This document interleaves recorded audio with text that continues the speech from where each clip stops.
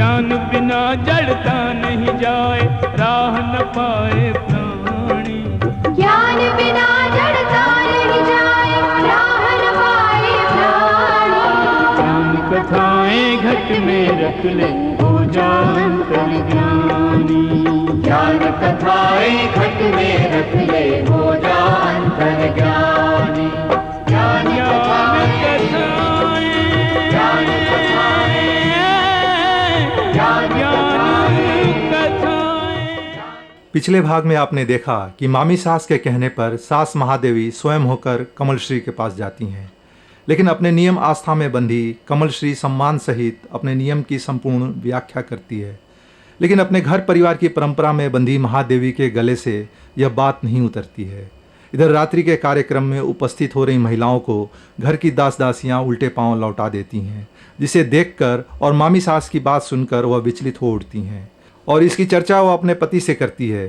किंतु मर्यादित पुरुष की भांति ऋषभसेन अपनी पत्नी से कहते हैं कि वह बहू के इस पुण्य कार्य में सहयोग दे।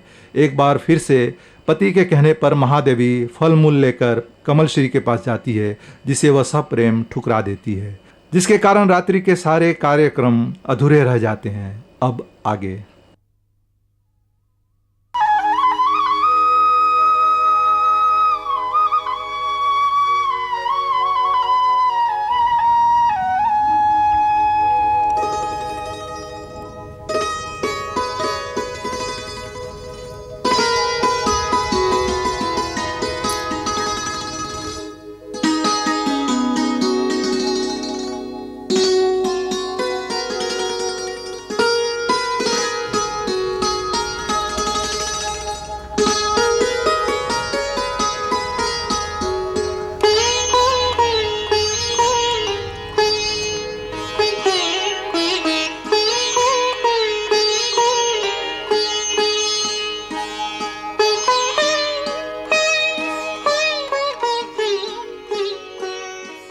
हे कुलदेवी माँ, बहू से जो भूल हुई है उसे क्षमा करना और सब कुशल मंगल करना।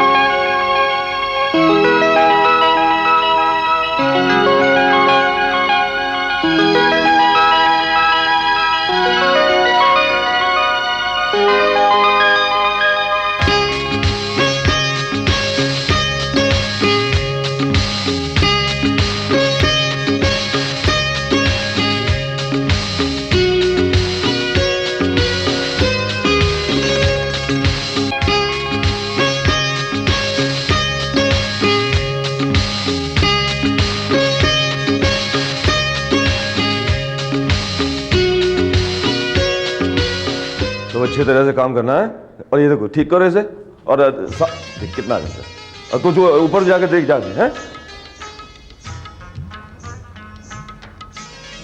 हाँ नमस्ते। साफ कर इसे, साफ कर। ये लीजिए प्रसाद लीजिए। लेकिन भाग्यवान अभी तो हमने स्नान भी नहीं किया। आप तो ठंडक में ही स्नान वगैरह से निवृत्त ले लेते हैं ना, फिर आज विलंब किस बात का? पता नहीं भाग्यवान, रात हमें नींद बहुत अच्छी आई। हाँ? लेकिन क्या बात है, आज आप मंदिर से बहुत जल्दी आ गई। लगता है बहू की तरह आपको भी भूख लगी है।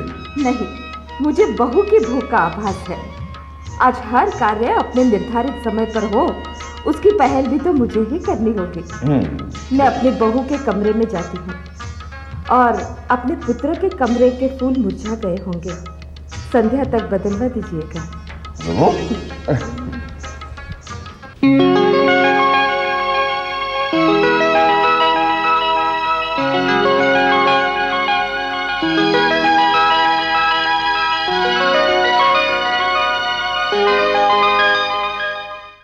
गंगा, ना तो कभी ऐसा सुना ना कभी देखा। आज बहू रानी को 3 दिन हुए अंचल ग्रहण नहीं किए, फिर भी चेहरे का तेज तो देखो। हाँ बहन, दुर्गा देवी लक्ष्मी माता जैसा तेज है चेहरे पर। बहू,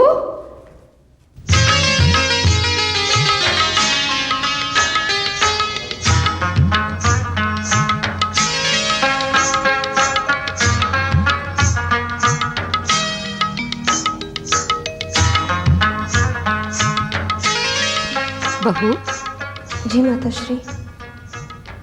प्रसाद ग्रहण करो। माताश्री, प्रतीत होता है कि आपने भी मेरी तरह पूरी रात्रि इसी प्रतीक्षा में व्यतीत किए हैं। बस थोड़ी देर और। बहू, प्रसाद ग्रहण करने में बाधा कैसी? प्रातःकाल भी हो चुका है और सूर्य भगवान भी भ्रमण के लिए निकल चुके हैं।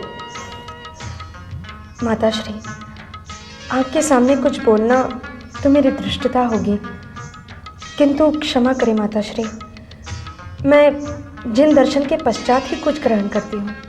बहू, अब ये कुछ का क्या मतलब है? ये पूजा की थाल देख रही हो? मैं अभी देवी माँ की यहाँ से तुम्हारे कल के किए हुए अपराध की क्षमा मांग कर आ रही हूँ। ये लो, प्रसाद ग्रहण करो, ये मेरा आदेश है। माताश्री, बचपन से जिस नियम का पालन करते आ रही हूँ उसे खंडित न करें। कुल देवी साक्षी है, मैं झूठ नहीं कह रही हूँ माताश्री। मैं हमेशा जिन दर्शन के पश्चात ही अंजल ग्रहण करती हूँ, ये मेरा नियम है। तुम्हारा ये नियम नियम नहीं, अभिशाप है जो तुम्हारे जीवन को संकट में डाल देगा। नहीं माताश्री, आप जो कह लें, किंतु मैं इसे नहीं त्याग सकती। और फिर माताश्री, धर्म कोई भी हो किसी को संकट में नहीं डालता, बल्कि संकट को दूर करता है। अच्छा, अब तुम उपदेश भी देने लगी? क्या तुम्हारे माता पिता ने यही संस्कार दिए हैं?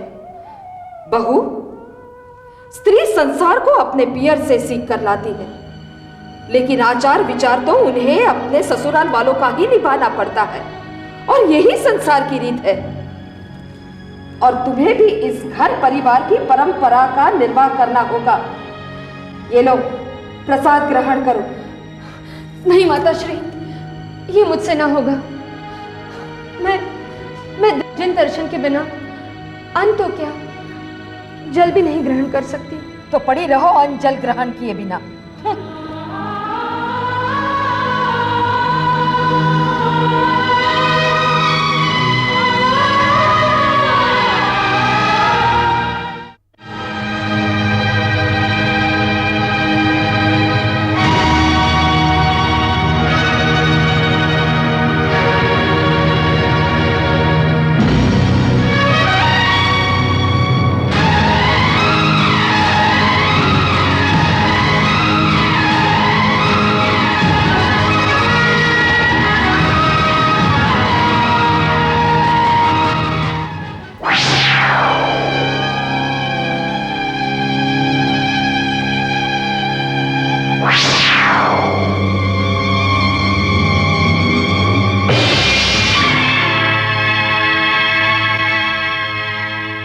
स्वामी, अब अभी इसी समय उस छोरी को अपने मैके भेजने की व्यवस्था कर दीजिए। वो मेरे घर में एक पल भी नहीं रहेगी। आइए इधर आइए।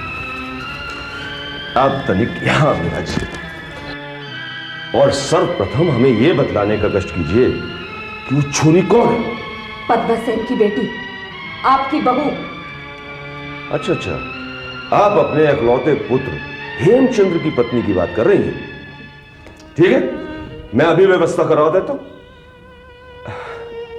पर भाग्यवान, एक बार बताइए, उसने किया क्या है? उसने आज भी प्रसाद ग्रहण करने से इनकार कर दिया। अरे, कुल देवी का प्रसाद उसने ग्रहण नहीं किया? आपका आदेश उसने ठुकरा दिया? प्रिय, क्यों? कल वो कह रही थी कि सूर्यास्त के पश्चात वो अंजल ग्रहण नहीं कर सकती, और आज वो कह रही है कि श्री जिन भगवान के दर्शन करने के बाद ही वो सब कुछ ग्रहण कर सकती। अभी आप ही बताइए, हमारी भी कोई मान मर्यादा कुछ है कि नहीं? हाँ, उसने तो अपने नियम ले लिए, लेकिन हमारा क्या? और पता नहीं उस नियम से किसका क्या भला होगा।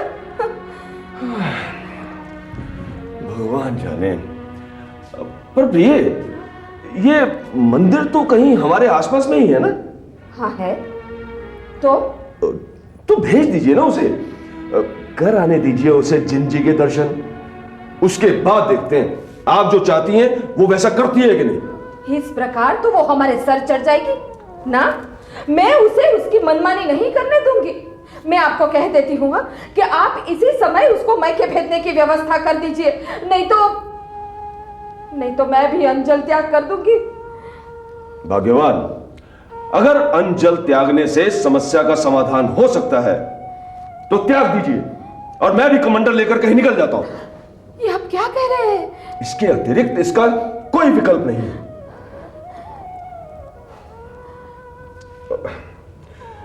प्रिय, आप राई का पर्वत बना रही हैं। कल तक आपके हृदय में जिसके लिए इतनी करुणा थी, आपने उसको कड़वा कर दिया। ये आप क्या कह रहे हैं? ठीक तो कह रहा हूं। आपकी बहू अभी अबोध है, उसमें अभी बचपना है। हमें उसे हराना नहीं, उसे जीतना है। आप यहीं रुकिए, मैं अभी आता हूं।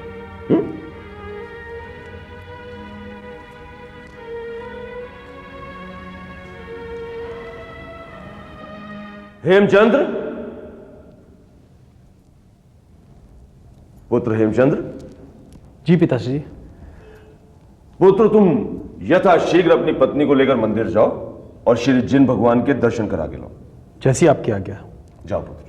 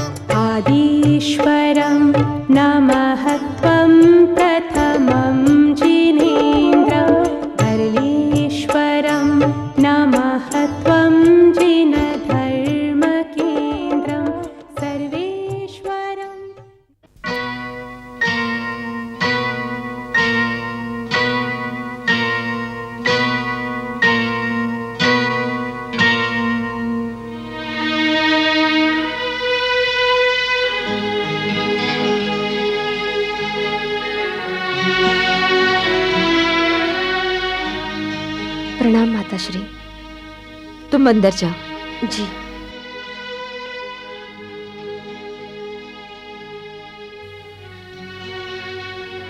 क्या बात है माताश्री, आपको चिंतित दिख रही हैं? हाँ, पुत्र को पत्नी मिल गई और मैं माता से विमाता हो गई। ऐसा आपसे किसने कह दिया? कहेगा कौन? मेरे सोचने समझने की शक्ति अभी क्षीण नहीं हुई। पुत्र, मंदिर जाने से पहले तुमने मेरी आज्ञा लेना भी उचित नहीं समझा? माताश्री, मुझसे भूल हुई क्षमा करें।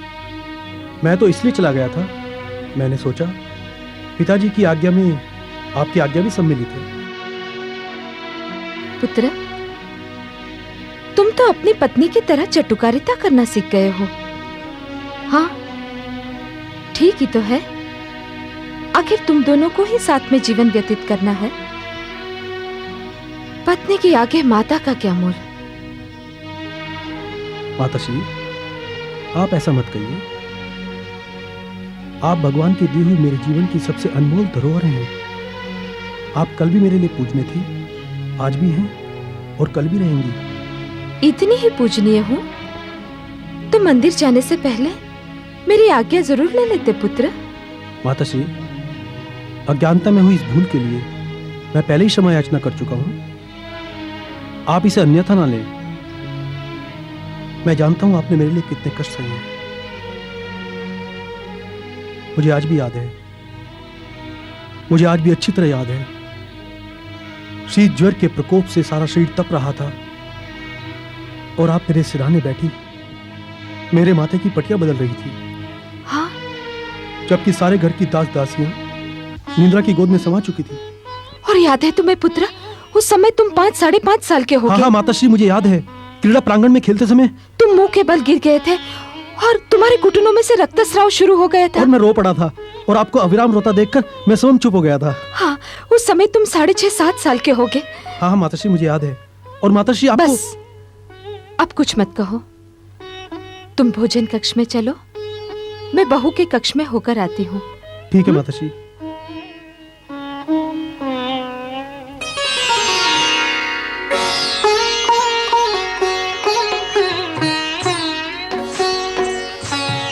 बहू,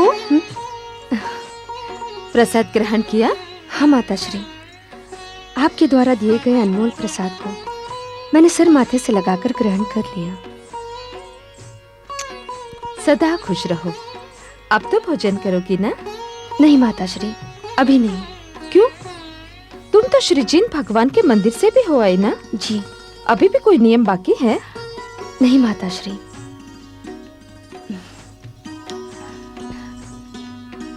नियम तो कोई बाकी नहीं है, किंतु पीहर से मिले कुछ संस्कार हैं जो मुझे निभाना है। पीहर के संस्कार? हाँ माताश्री, आते समय माताजी ने कहा था कि पुत्री, ससुराल में अपने से सभी बड़े छोटों के भोजन के पश्चात ही भोजन ग्रहण करना। ठीक है, थोड़ी देर और सही।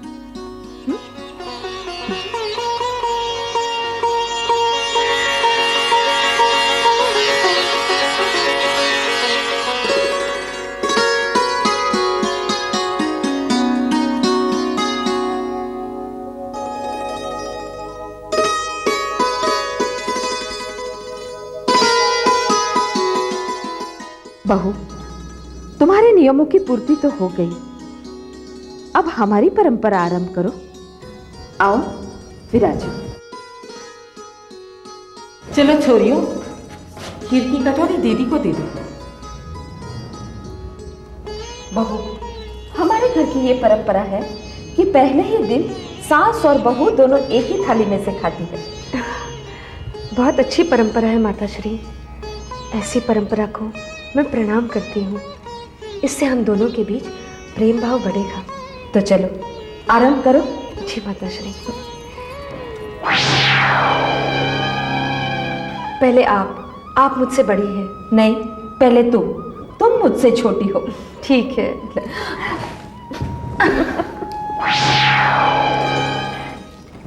देखा भाभी, सदा सुहागन रहो। अब मेरे हाथ से खाओ।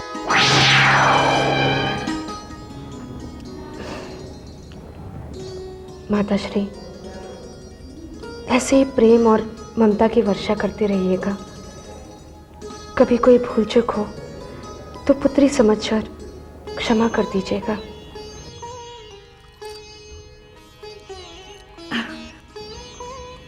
क्या हुआ भाभी? कुछ नहीं, मेरे मुंह में कंकर आ गया।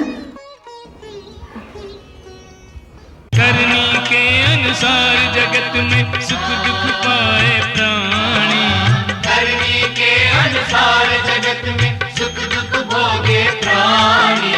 नाग का हार बना कैसे लो, प्रस्तुत है ये कहानी।